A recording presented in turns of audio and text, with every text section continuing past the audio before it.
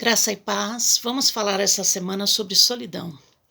E eu quero ler um texto que está em 2 Timóteo 4, do versículo 9 ao versículo 18, e diz o seguinte: Procure vir logo ao meu encontro, pois Demas, amando este mundo, abandonou-me e foi para Tessalônica. Crescente foi para Galácia e Tito para Dalmácia. Só Lucas está comigo. Traga Marcos com você, porque ele me é útil para o ministério. Enviei Tíquico a Éfeso. Quando você vier, traga a capa que deixei na casa de Carpo, em Troade, e os meus livros, especialmente os pergaminhos. Alexandre o ferreiro causou-me muitos males. O Senhor lhe dará retribuição pelo que fez. Previna-se contra ele, porque se opôs fortemente às nossas palavras. Na minha primeira defesa, ninguém apareceu para me apoiar. Todos me abandonaram, que isso não lhe seja cobrado. Mas o Senhor permaneceu ao meu lado e me deu forças para que por mim a mensagem fosse plenamente proclamada e todos os gentios a ouvissem. E eu fui libertado da boca do leão. O Senhor me livrará de toda obra maligna e me levará salvo para o seu reino celestial. A ele seja glória para todo sempre. Amém. Nós vemos que esse é um texto que o apóstolo Paulo, quando estava preso ali em Roma, num buraco sujo e escuro, à beira do martírio, e ele devia ter mais ou menos uns 65 anos de idade, já com a sua saúde debilitada, e ele escreve essa carta a Timóteo e esse texto que nós acabamos de ler. Ele estava num momento de solidão. A solidão ela pode ser transitória e circunstancial, né? É no momento, numa situação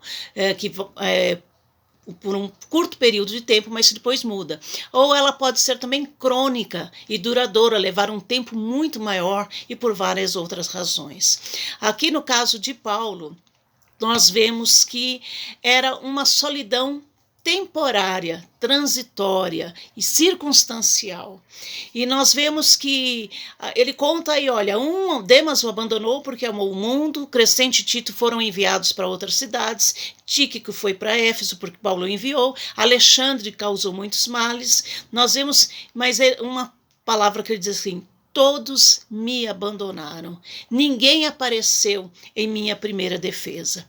E nós vemos que foi um momento que Paulo sentiu sozinho, sentiu ali abandonado, sentiu desamparado. E naquele momento, mas nós vemos aqui umas coisas muito interessantes. Ele diz: só Lucas está comigo. E ele pede então para que Timóteo vá visitá-lo e que leve Marcos também. Então nós vemos, a primeira coisa que nós podemos ver aqui desse texto é o seguinte, que ele tinha relacionamentos significativos. Então o Senhor Deus, lá em Gênesis, disse: não é bom que o homem fique só. Então nós temos a necessidade de criar relacionamentos significativos, porque no dia do dor, no dia da solidão, no dia da dificuldade, são pessoas que nós podemos contar. Nós vemos que ele diz assim, só Lucas está aqui, mas ele tinha alguém ali para ajudar um pouco. E ele podia contar com Timóteo, podia contar com Marcos e com tantos outros. Nós vemos Deus nos deu família, Deus nos deu amigos, Deus nos deu irmão em Cristo. Então nós precisamos valorizar essas pessoas, nós precisamos se envolver com essas pessoas, ajudar e se doar. Porque no dia da angústia, no dia da tristeza, nós também poderemos contar com essas pessoas. Então, nós vamos investir do nosso tempo com amor, com sinceridade, realmente desejando estar com essas pessoas, mas também no nosso momento de dificuldade, nós poderemos contar com essas pessoas. A segunda coisa que nós vemos aqui é porque ele sabia pedir ajuda quando ele precisava. Então, é aquela situação, tem pessoas que são orgulhosas, falam: não vou pedir ajuda, não vou pedir nada, mas Paulo não tinha vergonha. Ele fala: venha me visitar, traga Marcos com você, traga a minha capa, porque ia chegar o inverno, traga os livros, traga os pergaminhos. Então ele não se envergonhava de pedir ajuda. Uma outra coisa muito importante, sabermos pedir ajuda. Pedirmos para as pessoas, quando nós estamos precisando, saber que nós podemos contar, que sempre terão muitas pessoas que estarão nos apoiando, nos ajudando no nosso momento difícil, no nosso momento de dor, de sofrimento, de solidão. Terceira coisa, ele tinha uma certeza que Deus nunca o abandonaria. Confiar que Deus nunca nos desampara. Ele disse aqui no versículo 17, o Senhor permaneceu ao meu lado. Então nós vemos, Deus estava comigo. Mesmo não tendo alguém ali para ver, para conversar, mas a presença de Deus estava ali.